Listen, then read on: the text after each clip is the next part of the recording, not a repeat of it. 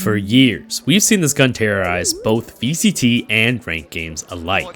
The barrel now spotted, Completely insane clutches and rounds, one with a gun that is barely more expensive than a pistol. A single gun that encapsulates the exact meaning of precise gunplay.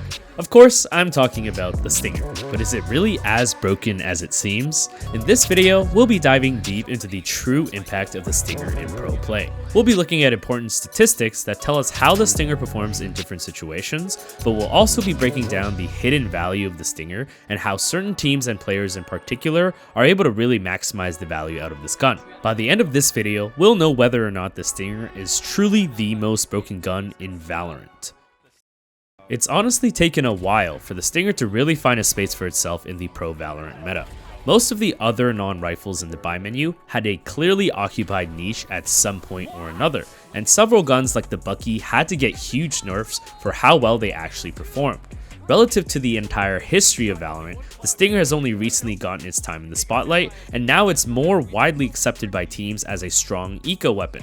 But how does it statistically compare to the other guns? What's really interesting is that the Stinger, evaluated in a closed system, does not seem to be that broken of a gun. To start my investigation, I looked at every single isolated kill that occurred in VCT Tier 1 leagues since the beginning of the 2024 season, and calculated the win rate of each gun against a Vandal or Phantom. For example, the Operator in an isolated scenario wins against Vandals 59.9% of the time, while a Classic only wins against Vandals 20.6% of the time. In a vacuum, considering only isolated duels, the Stinger wins against Vandals only 33.5% of the time, which is around where it should be in terms of credit value. It's less effective than a Spectre or Ares, but definitely more effective than any of the pistols. We see a similar pattern when comparing the Stinger's win rate against Phantoms as well. From this non-traded fight data alone, it doesn't really seem like the Stinger is that good. And some might even argue that this data shows the Stinger is overvalued. But as we know, Valorant is a team game, so we need to look at the bigger picture. If we take off the restriction of isolated fights only and look at all kills that occurred since the beginning of the 2024 VCT season, a lot of interesting things happen to this graph. Certain guns decrease in fight win rate, like the Op, which makes a lot of sense because you're able to trade your teammates once an Opera has taken their shot. And we start to see an inverse pattern with the Stinger and other eco weapons.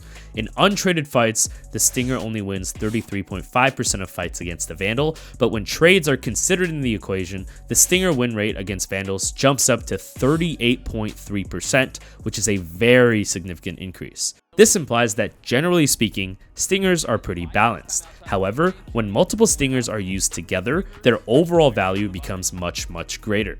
There's a lot of hidden potential that depends on how good a team is at fighting together, the strategies they run, and whether or not they have players capable of using the Stinger. So let's look at exactly which teams are using the Stinger. This graph shows every team's total Stinger usage rate since the beginning of 2025. The Americas are the most prominent Stinger abusers, with G2 and NRG having by far the largest proportion of their buys using Stingers. G2 are usually credited for popularizing the Stinger meta at the Tier 1 level. You can see that more than 10% of their total buys are Stingers, which is kind of crazy. The Pacific region uses Stingers a decent amount as well, but not as much as the Americas. However, EMEA really does not buy into the Stinger meta at all, with most EMEA teams barely buying the Stinger more than 3% of the time. Fnatic, for example, has the highest eco round win percentage out of all EMEA teams at 23%, but their Stinger usage rate is barely even 2%. This hints at a really interesting playstyle difference between regions, which honestly deserves its own video, but for now you can see a clear difference in Stinger usage between the regions. We obviously don't want to look at usage rate alone, so I've plotted teams by their Stinger usage rate and eco round win percentage to get a sense for which teams are both using the Stinger a lot and actually good at winning rounds when they're in a lower buy scenario. Despite the entire Americas region being huge proponents for the Stinger, this graph shows that most teams are not really able to replicate G2's success. So let's take a look at how G2 are playing out their Stinger rounds. This round against MIBR on Haven is a good starting point for understanding how the Stinger economy works. In the previous round, G2 lost their pistol in attack, but earned 4 kills and planted the bomb. This sets up good conditions for a Stinger force where all 5 players can afford a Stinger, some form of armor, and also a full set of important utility. Take note how the main entries for the strategy, which are Leaf and Jogamo, have full armor, while the rest of the team supporting the exec only have half armor. This directly counters the anti-eco guns like the Outlaw or Guardian, which are aimed at punishing half armor buys. In the pre-round, it's obvious that G2 are setting up for an A hit, but the details in their execution make the entire strategy work. They open the round with the brick smoke and 2 rockets that prevent a peek from short and the peek through the brick smoke. This allows G2 to circumvent all the long angles in A main and close the gap directly to the site chokes. On top of this, the opening utility prevents MIBR from even knowing that G2 have 4 spot stingers, so they have no time to adjust their plan and play into G2's hands. The standard protocol in defense is to throw this smoke in front of short A and smoke off long, which gives rotating players a better time flooding into sight. But this is exactly what G2 wants because it cuts off all the long angles that are really bad for the Stinger. Comboing the Yoru TP into back sight with the rest of G2 flooding through the front ensures that all fights are going to be very chaotic and be taken at close range. Before MIBR can really do anything, the round has already ended. This round really shows how G2 uses Stingers to put real pressure on teams during their eco and light buy rounds, but another underrated aspect of the Stinger is how G2 uses them on their bonuses as well. When G2 wins a pistol round, they like to play their anti-eco out with a couple of Stingers. This helps them against those surprise close range rushes, but does not run the risk of losing a higher impact gun like a rifle, which could really throw the round. Again, this is a really big contrast to how the best EMEA teams play out their anti-ecos, as they often prefer the rifle and pistol buys instead. This is an example of Fnatic's buy on Lotus defense compared to what G2 bought in the exact same situation. G2 wins this anti-eco, and when they go into their bonus round against Sentinels, they've got 3 Stingers, 1 Outlaw, and a Bulldog. This seems like a pretty weak bonus round compared to having multiple rifles, but that's definitely not the case when you're G2, and it's going to take a little bit of explaining for why their bonus round turned out so great.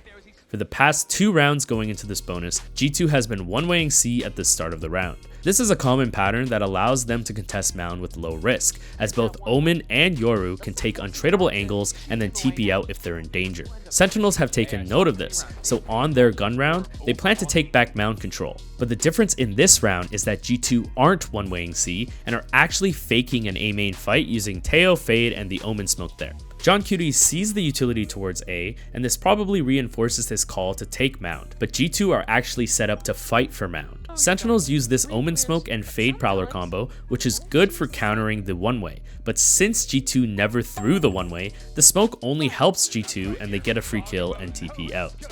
Now with Yoru using the Outlaw and constantly repositioning with his TP, it doesn't matter if G2 have 3 Stingers on their bonus because Sentinels are still unsure if they're running into a long range or a short range fight. It feels bad to commit to a B or C exec in case they run into those Stingers, but now they're unsure if Yoru has TP'd back towards A, and before Sentinels can make a move, G2 makes another play by taking down their own Viper Orb early to kill Xel'Sys. If you have these well-planned tactics, the combination of multiple Stingers and a single Outlaw can still feel as hard as a rifle round, and means that teams really have to solve G2's bonus rather than just expecting to win it.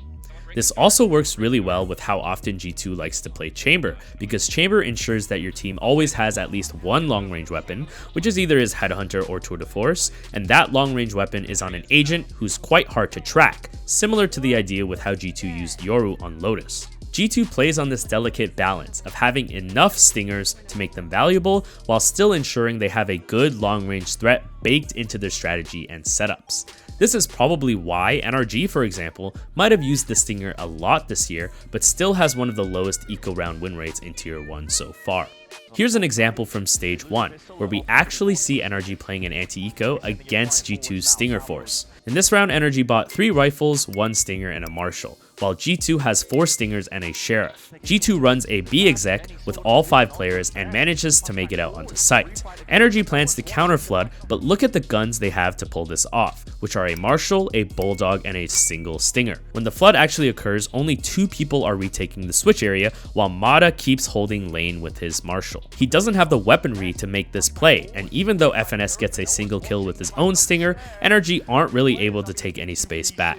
Take note how G2 have purposely purposely kept their longer range Sheriff in B main because they can actually challenge the angles towards Switch, and this is how FNS got traded to begin with. The rest of G2 are playing close to lane and stairs with their Stingers, all waiting for a team-wide opportunity to fight together. G2 positioned and called perfectly to the strength of their buy, while Energy performed a weak counterflood with a Bulldog and a Marshall in the mix.